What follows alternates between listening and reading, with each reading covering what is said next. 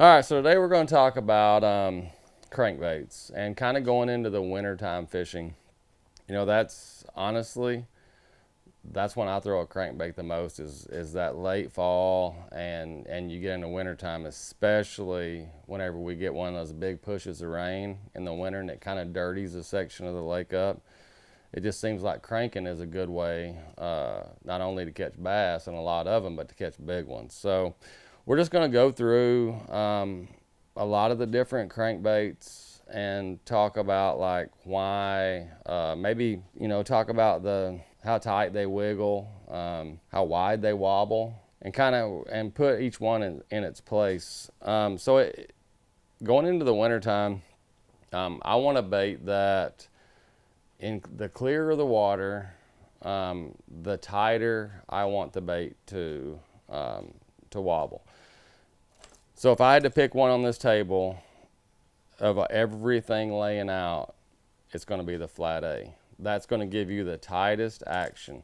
I mean, the tail barely moves, and it's weird because it is a fish catcher when the water gets clear. A lot of times, if you're not sure, if you're at the store, you know, and there's a bunch of crankbaits on the wall, and you're not sure, you know, you've never seen it, you don't know anything about it, you're wondering if it's tight or if it's a wide wobble, pretty much you can look at the profile of the bait. You know, if the flatter, the skinnier, that's going to give you the tightest wobble. So, I mean, you look at the, you know, the XR50 there, that's a really, really tight bait.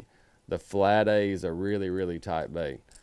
All right, so going out in the winter, you know, if getting out there, like I said, clear water, we want something really, really tight. You start getting into that mid, you know, I can see a couple feet deep.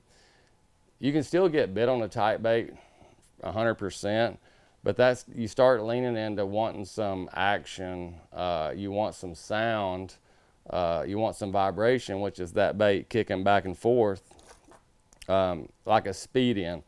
A speed in is a really, really good, like mid action bait. It's not overly, it doesn't have a big wobble, and it's not super, super tight. It's just that mid. And that's a reason that I throw it a lot in the wintertime is really you can't go wrong with the action, you know, of the speed in.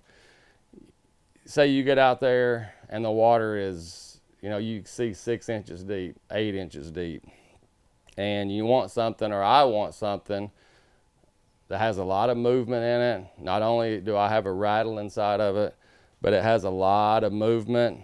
You know, you want something wide, you know, like the Booyah XCS there. And you can, like I said before, you can tell how it's kind of round. It's fatter at the front.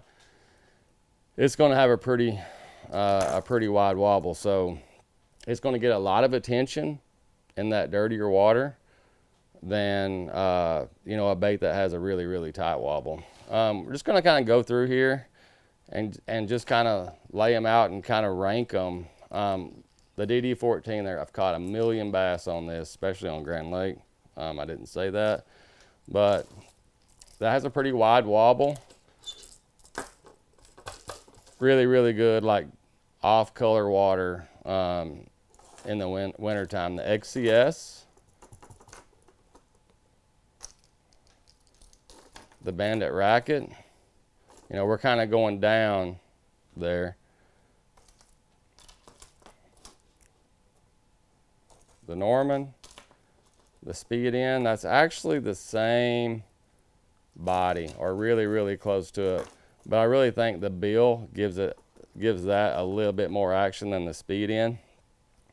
And then this is a bait that's really, really been forgotten. Even though, you know, it's kind of round at the front, it has a really tight movement. One of my all-time favorite wintertime crankbaits. For the main reason is they make 3 different sizes. This is a 300. They make a 200 and a 100. 100 being a square bill, 200 being mid-depth, and the 300 being this bait here. This bait will get down 12 or 13, you know, with 10-pound line. So we're getting tighter with the Bandit. That goes back in the box. probably the flat A. And I'm gonna put these two as a tie, the XR50. One of the, over the years, looking back, getting out there, especially on some of that flatter stuff, like, flat rock, flat pea gravel and stuff like that, the colder, I mean, I remember fishing high 30s, low 40s, and just tying an XR50 on and kind of fishing it over those rocks as you would grass. This is a big bait. That's probably what it's most known for, is a grass bait in Texas or Gunnersville, just a grass bait. But it's as good in the rocks as it is in the grass, as long as you can kind of, it's really similar to slow rolling the spinnerbait, as long as you can just kind of keep it up off the bottom. I mean, reeling that thing, it's super loud. But yet super tight. So those fish, they like that action and like that sound, they'll come get it. So as far as the wobble, the action, that's where we're gonna go for. Clear water would probably be, I'd be leaning to these four.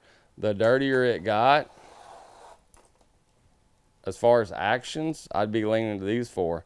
As far as, just the action of the bait. We can make, square bill, bills, I'm not talking about that, just the actions.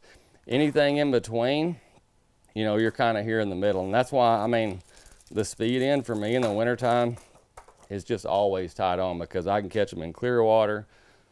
I can catch them in off-color water, cold water, or whatever. And even though we're going into winter and that's kind of what we're talking about, we're leaning towards these because a lot of the lakes are clear. It's kind of the opposite. As we get into the summertime, those fish want a really, really wide wobble. They want a lot of action and they want a lot of movement, and we'll be leaning to that side. So just a little quick tip on the crankbaits. Hope you learned something, and I appreciate you riding along.